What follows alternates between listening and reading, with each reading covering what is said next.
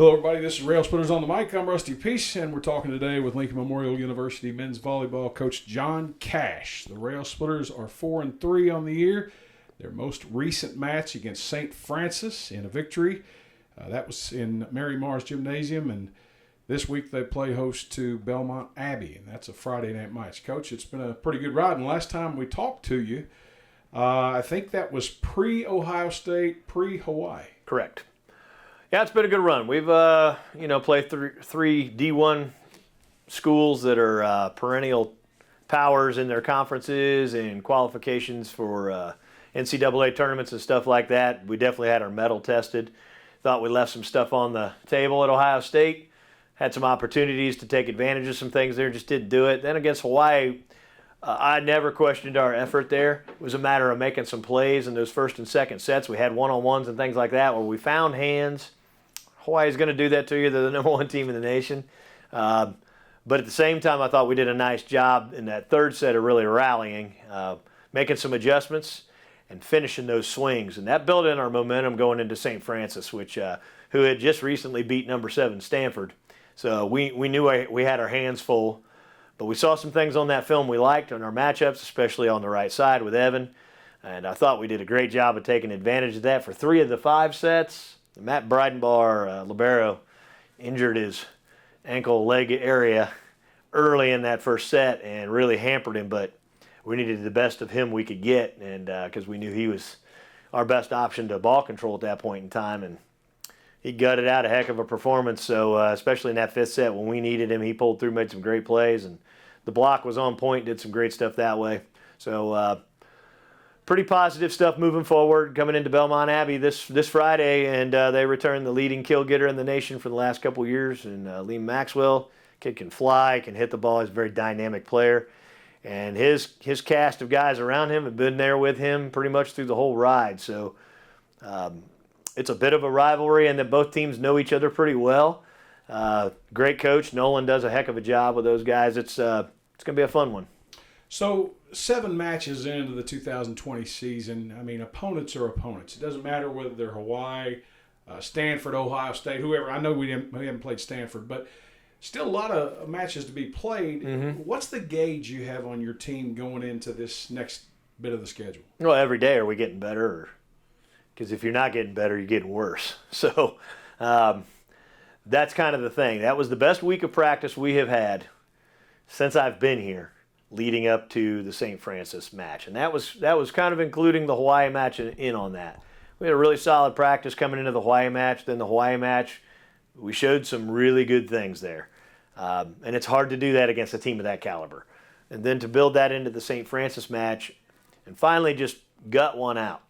We've been close with some of these teams last year and just couldn't finish the deal. So to finish the deal this year showed us trending in the proper direction. And it's like I told the guys yesterday, look, that's over with, and we have to continue to keep trending up and understand that there's going to be some plateaus where you're struggling through as individuals and struggling through with some things that we may be trying to do as a team that are new, like changing our blocking scheme. That's not something people generally do right away. We've worked on some of that stuff. So we have to keep trending in the right direction with the change. And if we do those things, we'll continually get better. But if we just continue to stay stagnant for too long, then that's when everyone else is going to beat you. And, there's no we have no weak sisters on this schedule. You look at it, it's tough. And we wanted it that way. We wanted to see what we were made of. And that's what builds your program too. People want to come here and play here because they know who they're going to play. They know they're going to be challenged, and they know they're going to have a great opportunity to become a better person, player, student athlete, the whole 9 yards. A lot of things that you've received through some of the matches that you've played this year, one of which has been exposure. I know the Hawaii match was tremendous exposure for you, not only on the stream, on the national level, on a recruiting level, but also here locally. There were people from the area who came out for that match who'd never been to an LMU men's match. And quite frankly, I mean, that's a potential fan base in the building right there. Right. You always want to win your region. We talk about that. We're big on branding ourselves. So we're always trying to be creative and find ways to grab audience. Volleyball, even on the women's side in this area, high school-wise, is not a big deal. So how do you sell your product? How do you sell what you are? It's I always tell the guys, well, first of all, you have to be able to play. You have to be good. There is an entertainment value to what people, when they come to watch you, they want to see you perform. So you have to be prepared for that. That's a high expectation.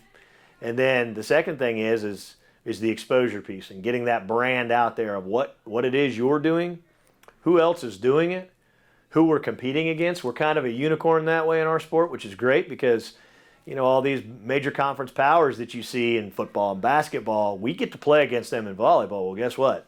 They're just as strong there as they are in those other sports too. And for us to be able to come out and actually compete with them, and for people in this region to go, hey, I know that Ohio State brand. I know Hawaii. I know Ball State. I know these schools.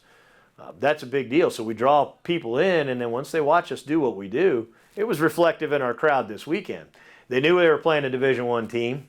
They knew that it was a big deal that team had beat Stanford. They had educated themselves. And we saw a whole group of people we've never seen before, which was exciting to us because, we always make it a point to thank our fans for coming. We actually engage with them and go physically thank them, handshakes and all that good stuff. And so people said they would be back. And I told them, I go, that's your responsibility as a rail splitter to put that product out there so that they want to come back and see you again.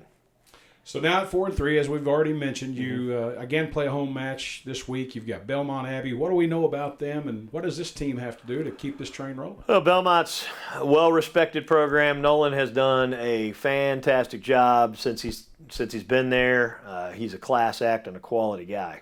And then on top of that, he was a heck of a player himself, and from a coaching standpoint, he knows exactly what he's doing with his guys. We got our hands full. They're a very dynamic, big team. They're as big as we are. It's always a battle when we play them.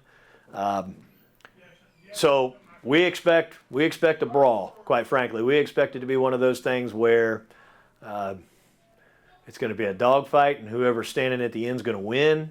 We know what they present. I'm sure they've seen plenty of film on us, and they know where they're going to try to get after us, and it's our job to make sure we're prepared for that.